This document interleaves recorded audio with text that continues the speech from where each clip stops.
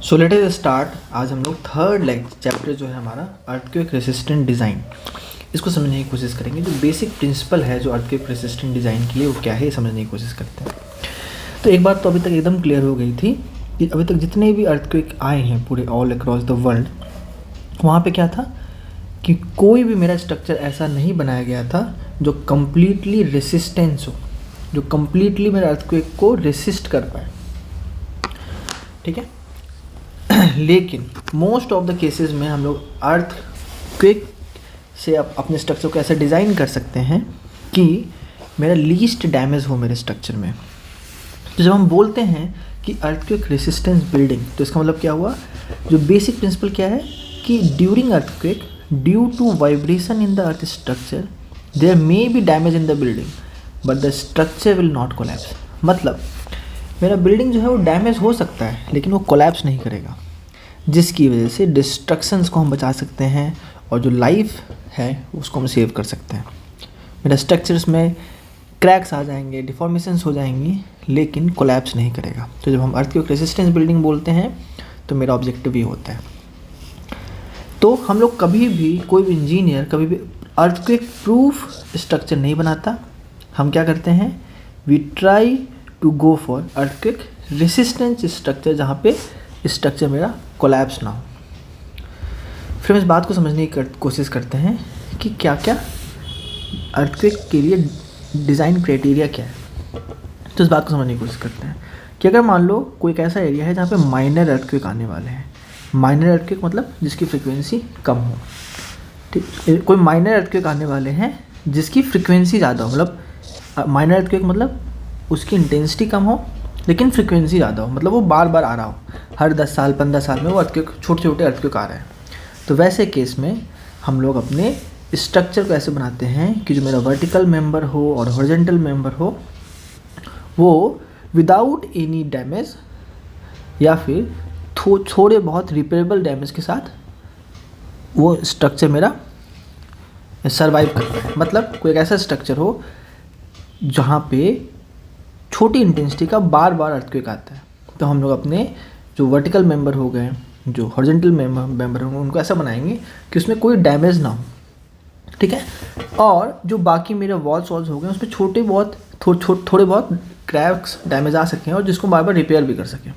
ठीक है, अगर कोई एक दूसरा स्ट्रक्चर है जो मॉडरेट टाइप अर्थक्वेक है जहाँ पे, ठीक है, तो वो मेन मेंबर ऑफ बिल्डिंग को ऐसा डैमेज करे ताकि इसको हम रिपेयर कर सकें। इस टाइप से बनाते हैं ताकि मेरा इकोनॉमिक कंसिडरेशन भी रहे। ठीक है, दूसरा आता है कि अगर मेरा कोई तीसरा है जहाँ पे स्ट्रॉन्ग अर्थक्वेक है। मान लो एक स्ट्रक्चर जो वहाँ पे स्ट्रॉन्ग अर्थक्वेक आने की पॉसिबिलिटी है, वो 100 साल में भले ही एक बार आएगा। ठीक है, तो हम ऐसा उसको डिज़ाइन करना चाहेंगे कि कब एक ही बार आने वाला है वो अर्थक्वेक, तो ऐसा बनाने की कोशिश करेंगे कि ये स्ट्रक्चर मेरा कोलैप्स ना करे कम से कम। ठीक है, भले ही मेरा स्ट्रक्चर बाद में रिपेयर ना हो पाए लेकिन वो मेरा स्ट्रक्चर कोलैप्स ना करे, लाइफ सेव कर पाए। तो ये 3 अर्थक्वेक डिज़ाइन क्राइटेरिया था। पहला, माइनर अर्थक्वेक के लिए मुझे ऐसा स्ट्रक्चर बनाना है कि जब अर्थक्वेक छोटी इंटेंसिटी का आ रहा है और बार बार आ रहा है तो मेरा स्ट्रक्चर में कोई मेजर डैमेजेस नहीं होने चाहिए। ठीक है, तो मेरा horizontal member, vertical member strong बनाना होगा और जो बाकी जो अदर मेंबर है उसमें थोड़े बहुत डैमेजेस हों और जो रिपेयरेबल हों। अगर मॉडरेट टाइप अर्थक्वेक की बात करें तो हमको ऐसा बनाना होगा कि यार मॉडरेट टाइप है तो हमको ऐसा बनाना होगा कि जो मेन मेंबर है उसमें अगर कोई डैमेज आता भी है तो उसको हम रिपेयर कर सकें। ठीक है, अगर मान लो मेरा कोई स्ट्रॉन्ग अर्थक्वेक है जिसकी फ्रिक्वेंसी 100 साल में एक बार है मान लो, तो एक स्ट्रॉन्ग अर्थक्वेक है जो 100 साल में एक बार आने वाला है। अगर हम इसको कंप्लीट अर्थक्वेक रेसिस्टेंस बनाना चाहेंगे तो बहुत पैसा लग जाएगा, इकोनॉमिक नहीं होगा। तो हम बोलेंगे अच्छा 100 साल में एक बार आएगा। ठीक है, तो ऐसा स्ट्रक्चर बनाते हैं कि मेरा बिल्डिंग कोलैप्स ना करे कम से कम, और अगर मान लो कोलैप्स नहीं करेगा तो हमारा डिज़ाइन क्राइटेरिया फुलफिल हो जाता है। ठीक है, फिर हम बात करते हैं एक्सेप्टेबल डैमेज। तो व्हाट इज़ एक्सेप्टेबल डैमेज? तो एक्सेप्टेबल डैमेज क्या है कि वो डैमेज है, ठीक है, ये वो डैमेज है जहाँ पे हम बिल्डिंग को डिज़ाइन करने से पहले ही डिसाइड कर रहे हैं कि कितना लॉस उस पार्टिकुलर स्ट्रक्चर के लिए, उस पार्टिकुलर बिल्डिंग के लिए हम डिसाइड ले सकते हैं। फॉर एग्जांपल मान लो मेरा कोई रेसिडेंस बिल्डिंग है और दूसरा हॉस्पिटल और कोई इमरजेंसी सेंटर है, इमरजेंसी लोगों का एरिया है। तो अगर मान लो मेरा रेसिडेंस अगर कोलैप्स करता भी है या फिर डैमेज होता भी है, तो मेरा हॉस्पिटल या फिर वो ऑडिटोरियम जहाँ पे लोग को हम सेफ रखने का प्लान कर रहे हैं, तो वहाँ पे थोड़ा बहुत भी डैमेज हमको रिक्वायर्ड नहीं है। तो डिफरेंट स्ट्रक्चर के लिए हमारे लिए डिफरेंट एक्सेप्टेबल डैमेज है, ठीक है। तो ये हम डिसाइड करते हैं depending upon the criteria of economic and other factor. फिर मैंने जिस तरह आपको समझाया था कि अगर मान लो मेरा कोई ऐसा स्ट्रक्चर है जो कि डक्टाइल है, तो अगर डक्टाइल है तो उसमें डिफॉर्मेशंस तो होंगे। देखो स्ट्रेस स्ट्रेन कर्व है तो डिफॉर्मेशन तो होंगे, लेकिन वो कंप्लीटली कोलैप्स नहीं करेगा। अगर कोई ब्रिटल फेलियर हो जाएगा मेरे किसी स्ट्रक्चर में, तो वो कंप्लीट कोलैप्स कर जाएगा, which will cause damage to the life. अच्छा, अभी तक आप लोगों ने आरसीसी स्टील स्ट्रक्चर पढ़ा होगा। तो आरसीसी और स्टील में जो हम लोग कोडल प्रोविज़न यूज़ करते हैं, उसमें कहीं भी अर्थक्वेक के फैक्टर को कंसीडर नहीं किया जाता है इन द डिज़ाइन में। तो to consider the effect of earthquake resistant design हमारे पास कुछ कोडल प्रोविजंस हैं। तो एग्ज़ाम में ये कोडल प्रोविज़न के कोड्स और नाम डायरेक्टली पूछे जाते हैं। पहला कोड है IS 1893 part 1 2002। This is Indian standard criteria for earthquake resistant design for structure. फिर IS 4326 1996, this is for earthquake resistant design and construction of building. तीसरा है IS 13827 1993, this is for Indian standard guideline for improving earthquake resistance of earthquake building. फिर है IS 13828 1993, this is for Indian standard guideline for improving earthquake resistance of low strength masonry building. फिर है Indian standard IS 13920 1993, this is for ductile detailing of reinforced cement concrete subjected to seismic force। फिर है IS 13935 1993, this is for repair and seismic strengthening of building. तो इसमें से बहुत सारे जो IS कोड है जिसको हम लोग फर्दर चैप्टर्स में जो बेसिक इंपॉर्टेंट प्रोविजंस हैं उनको हम लोग डिस्कस भी करेंगे। अब हम समझते हैं next important point, that is quality control in construction. तो जब हम बात करते हैं क्वालिटी कंट्रोल इन कंस्ट्रक्शन, तो जो capacity design concept of structure है, ठीक है, वो यूजलेस है अगर हम कोई कंस्ट्रक्शन क्वालिटी की बात करें और जहाँ पे हमारा क्वालिटी कंस्ट्रक्शन मेंटेन ना हो। तो इसी के लिए हम क्या बोल रहे हैं, जो मेरा कंस्ट्रक्शन है वहाँ पे क्वालिटी को कंट्रोल करना हमारे लिए सबसे इम्पॉर्टेंट फैक्टर होगा, ठीक है। और इसको करने के लिए हमारा जो वहाँ पे स्टाफ है उसको ट्रेन करना होगा, ठीक है, प्रॉपर ट्रेनिंग करनी होगी और क्या होगा, टेस्टिंग करनी होगी, प्रॉपर चेक्स करने होंगे हम लोग को टू इंश्योर कि जो क्वालिटी ऑफ कंस्ट्रक्शन है वो मेंटेन रहे। अब हम देखते हैं कि what is the choice of design earthquake, ठीक है। पहला कुछ फैक्टर्स हैं, बेसिक कुछ फैक्टर्स हैं। पहला आता है मेरा intensity and ground acceleration relationship. तो इसमें क्या होता है, जो मेरा इंटेंसिटी है और पीक ग्राउंड एक्सेलरेशन, इसके बीच में ग्राफ प्लॉट करके हम वो इंटेंसिटी और वो पीक और ग्राउंड एक्सेलरेशन चूज़ करते हैं जिसके अगेंस्ट मुझे अपने अर्थक्वेक रेजिस्टेंस बिल्डिंग को बनाना है। इतना डिटेल में हमारे डिप्लोमा कोर्सेज में नहीं है, बट ये आइडिया होना चाहिए कि intensity and ground acceleration relationship की हेल्प से हम लोग वो पीक ग्राउंड एक्सेलरेशन निकालते हैं जिसके लिए हमको डिज़ाइनिंग करनी है। फिर दूसरा आता है मेरा probability of occurrence of earthquake.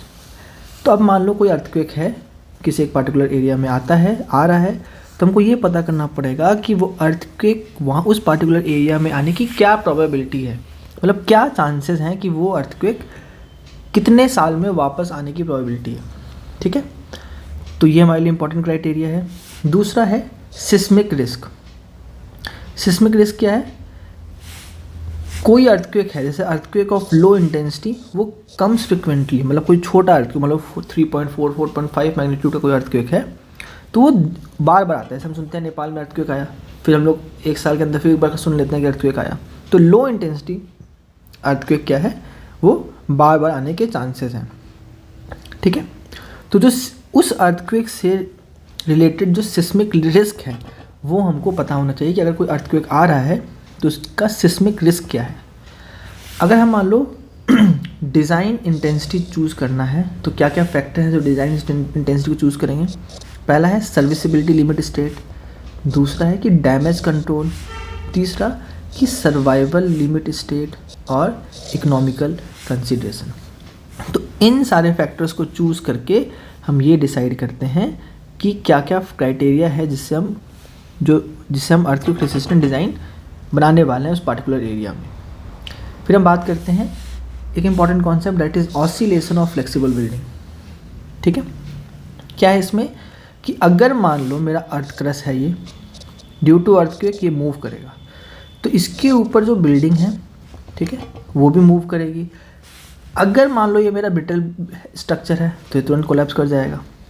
अगर मान लो ये डक्टाइल है तो ये भी इसके साथ मूव करेगा, फिर वापस ये अपने ओरिजिनल पोजीशन में आने की कोशिश करेगा, ठीक है। तो ये जो ऑसिलेशन है, अगर हम इस ऑसिलेशन का टाइम पता कर लें तो इसको हम बोलते हैं फ्रीक्वेंसी ऑफ बिल्डिंग। किस फ्रीक्वेंसी से मेरा बिल्डिंग ऑसिलेट कर रहा है। यहाँ पे एग्जांपल दिया कि अगर मान लो मैंने किसी व्हीकल से, ये मेरा डक्टाइल बिल्डिंग है, इसको मैंने बांध दिया और मैंने फोर्स लगाया और मैंने इसको कट कर दिया, तो ये क्या करेगा, मेरा स्ट्रक्चर ऐसे ऐसे मूव करेगा, एंड सो ये भी। तो अगर हम इसको बिल्डिंग को अगर यहाँ पे इसके पेंडुलम की तरह समझने की कोशिश करें तो क्या टाइम पीरियड है, तो वो जो natural time period of building होता है ना वो फिक्स होता है। तो here are some natural time period from the code. अगर कोई नेचुरल स्टोरी है तो 0.05 सेकेंड, मीडियम हाइट बिल्डिंग है तो 0.04 सेकेंड, 15 स्टोरी बिल्डिंग है तो 1 सेकेंड, 20 स्टोरी बिल्डिंग है तो 2 सेकेंड, ग्रेविटी डैम है तो 0.8 second. This is natural time period. RCC chimney है तो 2 सेकेंड, एलिवेटेड वाटर टैंक है तो 4 सेकेंड होता है। क्या इंपॉर्टेंस है किसी सिस्मिक डिज़ाइन का, ऐसे क्वेश्चंस हमारे बोर्ड्स के एग्ज़ाम में या फिर सेमेस्टर के एग्ज़ाम में आने की बहुत ज़्यादा पॉसिबिलिटीज़ रहती हैं, ठीक है। तो हमने देखा कि सिस्मिक डिज़ाइन का जो इम्पोर्टेंस ये है कि मेरा जो स्ट्रक्चर है वो कोलैप्स नहीं करता, which leads to the least damage to the life and resources, ठीक है। क्या क्या चीज़ें हैं जो हमको एश्योर करना पड़ेगा सिस्मिक डिज़ाइन के लिए। सिस्मिक डिज़ाइन को एश्योर करने के लिए सबसे पहला मेरा स्ट्रक्चरल का कॉन्फ़िगरेशन एश्योर करना होगा कि जो शेप ऑफ बिल्डिंग क्या है, साइज़ ऑफ बिल्डिंग क्या है, इनर्शिया फोर्स जो है वो ग्राउंड पर ट्रांसफ़र सही से हो पा रहा है कि नहीं, लेटरल स्ट्रेंथ क्या है, मतलब अगर मान लो ये मेरा बिल्डिंग है, ठीक है, अगर अर्थक्वेक यहाँ पे आ रहा है इस डायरेक्शन में, अगर मान लो हॉरिजॉन्टल डायरेक्शन में है तो इस डायरेक्शन में जो मेरा बिल्डिंग की स्ट्रेंथ क्या है, एडिक्वेट स्टिफनेस है कि नहीं, ठीक है। लेटरल डायरेक्शन में अगर फोर्स आया तो इसका स्टिफनेस कितना है और डक्टिलिटी सही है कि नहीं। अगर मेरा बिल्डिंग अगर डक्टाइल नहीं है, अगर हमने अच्छा मान लो एक 2 बिल्डिंग है, एक जो है रेनफोर्स सीमेंट कॉन्क्रीट बिल्डिंग है, दूसरा सिर्फ मैसनरी बिल्डिंग है, तो जो रेनफोर्स सीमेंट कॉन्क्रीट है जहाँ पे मैंने रेनफोर्समेंट डाला है वो ज़्यादा अच्छा डक्टाइल है, तो जो डक्टाइल बिल्डिंग होगा वो ज़्यादा अच्छा रेसिस्टेंस होगा। फिर सिस्मिक फोर्स को हम कैसे डिटरमाइन कर सकते हैं, इसको थोड़ा सा हमने सेकेंड चैप्टर में भी देखा था। तो सिस्मिक फोर्स को डिफाइन हम लोग स्टैटिक एनालिसिस पहला कर सकते हैं, जो मैंने डिस्कस किया, force is equal to C × W, जहाँ पे W क्या है, वेट ऑफ स्ट्रक्चर है, और C क्या है, अर्थक्वेक कोफिशिएंट है। डायनेमिक एनालिसिस भी हम कर सकते हैं। डायनेमिक एनालिसिस मतलब एक तो पहला हो गया क्या, पहला हो गया स्टैटिक एनालिसिस, ये हो गया due to the weight of the structure, और डायनेमिक मतलब अर्थक्वेक की वजह से जो डिस्प्लेसमेंट आ रहा है उसकी वजह से, ठीक है। अब समझते हैं what are the assumptions for the design of building as per IS 1893 part 1।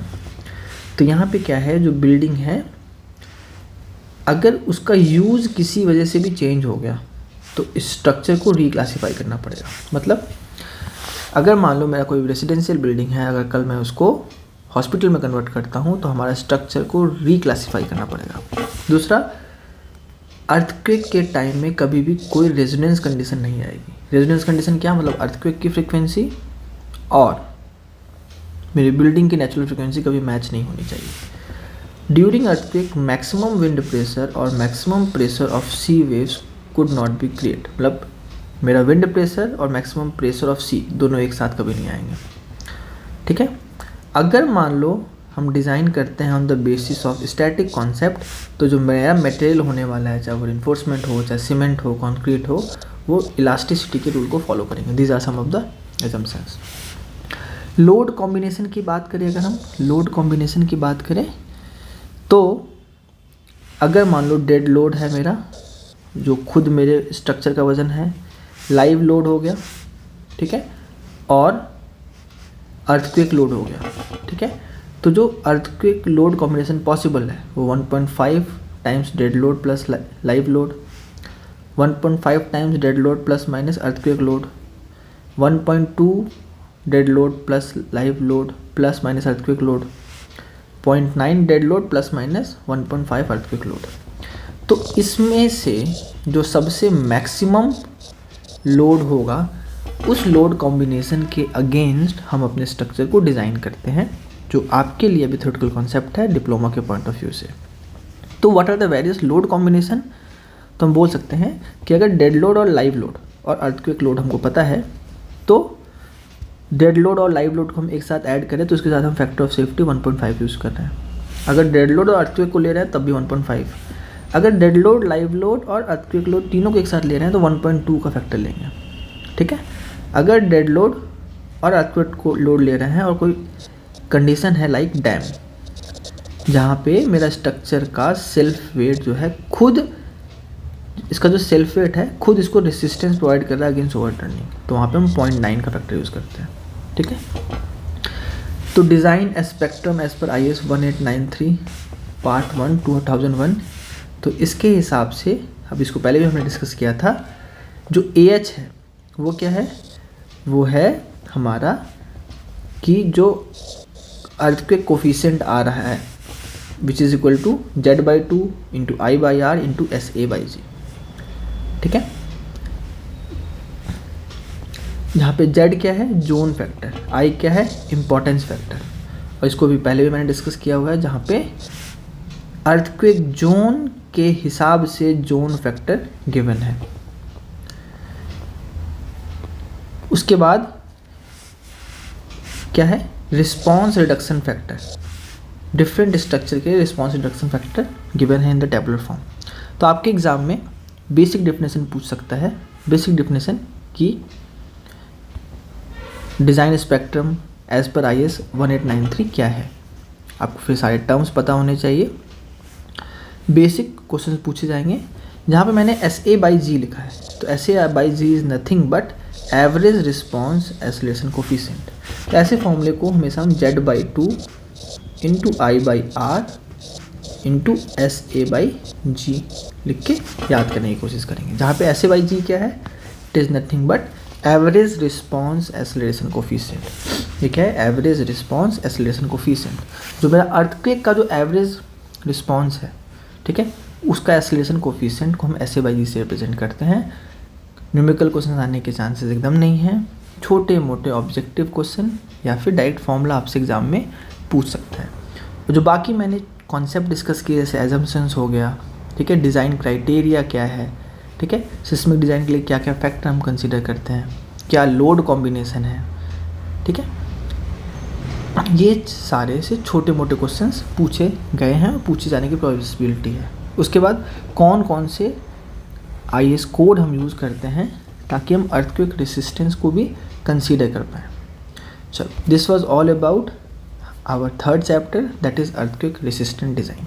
एक बार आप जब बुक को एक बार गो थ्रू करोगे तो इस पर मैंने और डिटेल में बहुत सारे एग्जांपल्स के साथ चीज़ों को मेंशन किया है। ओके, मिलते हैं नेक्स्ट चैप्टर में। All the best.